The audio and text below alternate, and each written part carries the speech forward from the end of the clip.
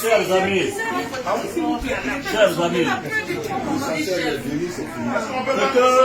ce que je suis venu vous dire, c'est qu'il faut qu'on se mobilise.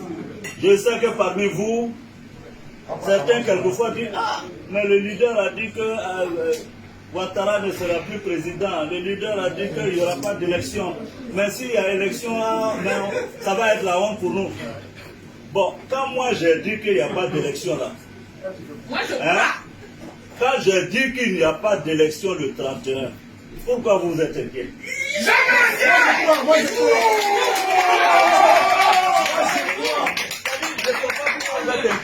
C'est moi, j'ai dit non. Ou bien c'est pas. J'ai dit ça. Et puis vous êtes inquiets à ma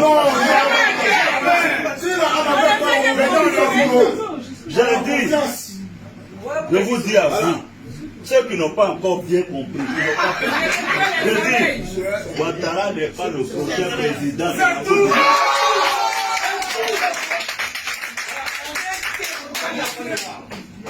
Je vous dis, il n'est pas le prochain président.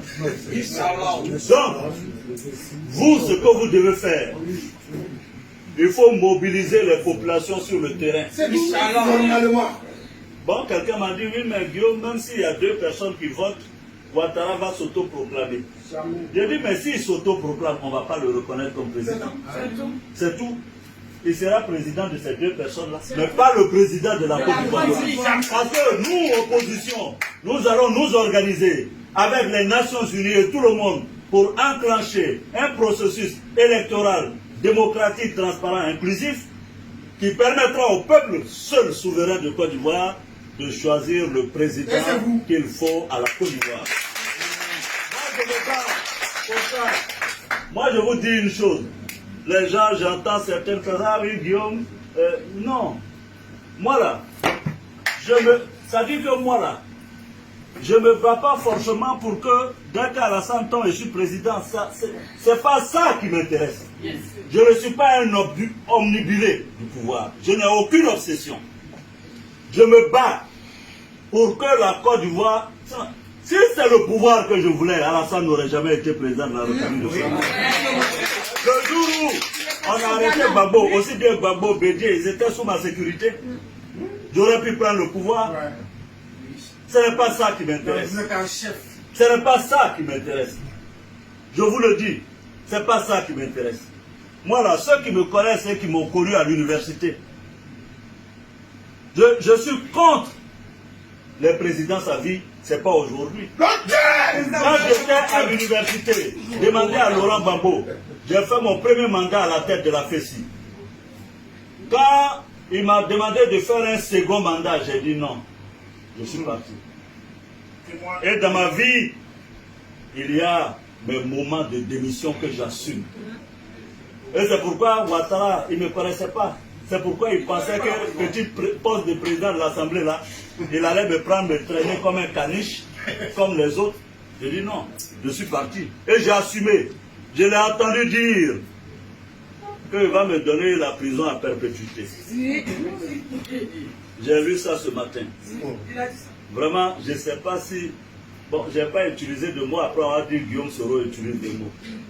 Bon, je ne sais pas si c'est la sénilité. Parce que quand quelqu'un est vieux, il peut... Ouais, non.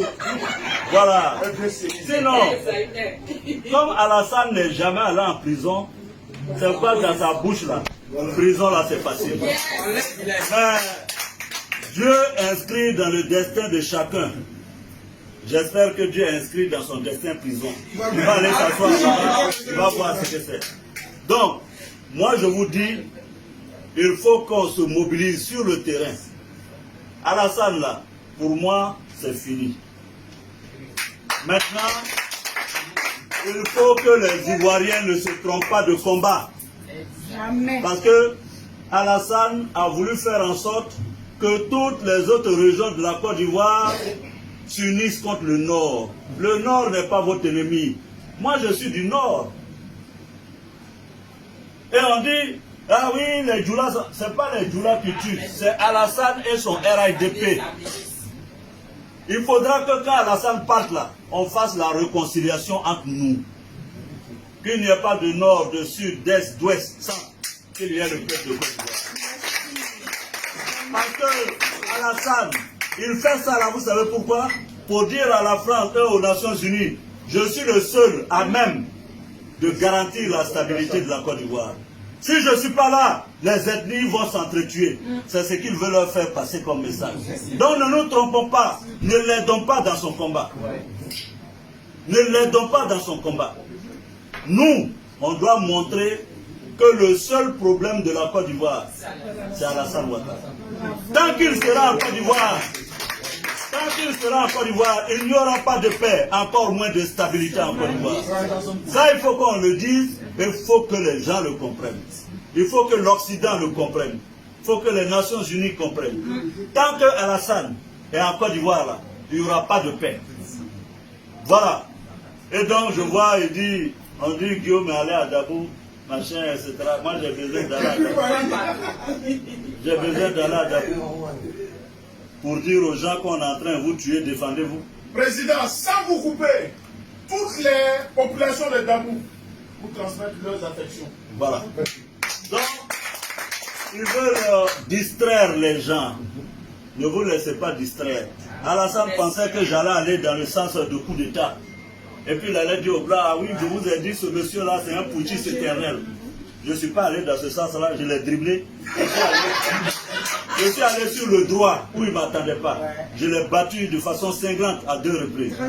Je suis allé au plan de la diplomatie. Aujourd'hui, lui, il est président. Moi, je suis chômeur. Mais la CEDEAO, là, on a divisé les présidents. J'ai pour moi dedans.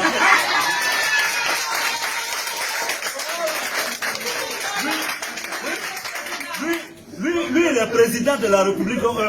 Moi, je suis chômeur à Paris. Mais j'ai mes présidents dedans. Lui, là, c'est président dedans. Et puis, on se lutte dedans. Au niveau... Mais c'est la vérité. Hein? Au niveau diplomatique, je lui ai arraché les États-Unis. Il ne peut rien dire aux États-Unis.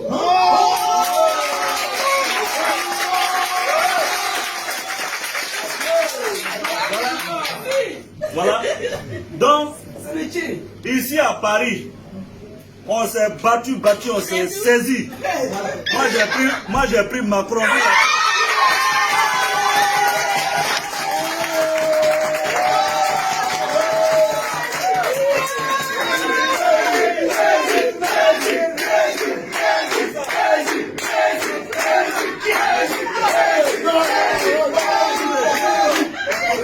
À Paris là.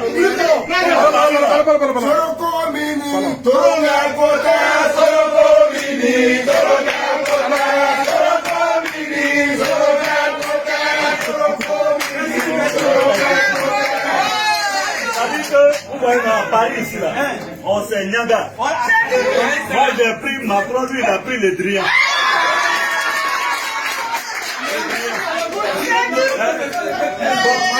Le Drian là, moi j'ai pris Macron, il a pris le Drian. Et il n'a même pas honte, hein, le président. Donc ça là, ça c'est au plan diplomatique. Mais au plan politique, or au plan politique, parce qu'il croyait, il racontait à tout le monde, elle a été réunifiée, j'ai tous les partis, j'ai Afingessa, j'ai tel ici, je l'ai battu là. J'ai pris, c'est-à-dire Bédier. Tout le monde, on se parle tous les jours. Bravo, on se parle tous les jours. Afi, on se parle tous les jours.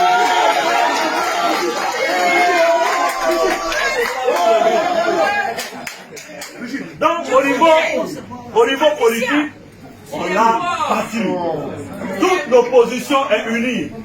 Toute l'opposition est ensemble. Il ne reste que lui-même. Et puis qui? Avec lui-même. Le Kagame.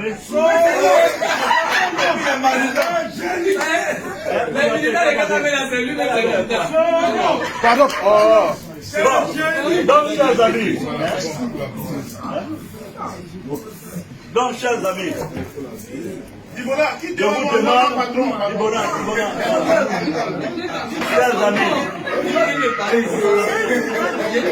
chers amis, Je suis donc venu vous dire, n'ayez aucun doute, n'ayez aucune crainte.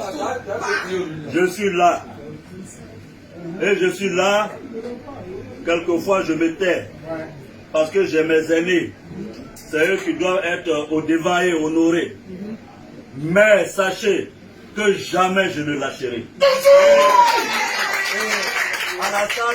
Alassane m'a déclaré la guerre. Il dit, il va me mettre la perpétuité. Dites-lui que j'ai entendu. Le peuple sénégalais a entendu. Le peuple de Côte d'Ivoire a entendu. Les peuples africains ont entendu. Voilà quelqu'un qui n'est même pas encore élu président, qui menace les gens. C'est quel genre comme ça? C'est-à-dire que même, tu n'es même pas encore élu. D'ordinaire, on s'attend à ce que tu blagues les gens pour les séduire. Tu dis, si je suis élu, Bédier va aller en prison. C'est toi-même qui vas aller en prison. Non, il s'amuse. Parce que moi, j'ai pitié pour Ouattara. Il ne se rend même pas compte. J'ai pitié pour lui. Parce qu'il a tellement remonté les Ivoiriens. Si moi, Guillaume Soro, qui a été en dévotion pour Ouattara, je suis en mesure de parler comme ça, et les autres. Il ne se rend même pas compte. Et personne n'est là pour lui dire, président, fais attention, quand on est chef d'État, tout n'est pas permis. Chers amis, je vous remercie.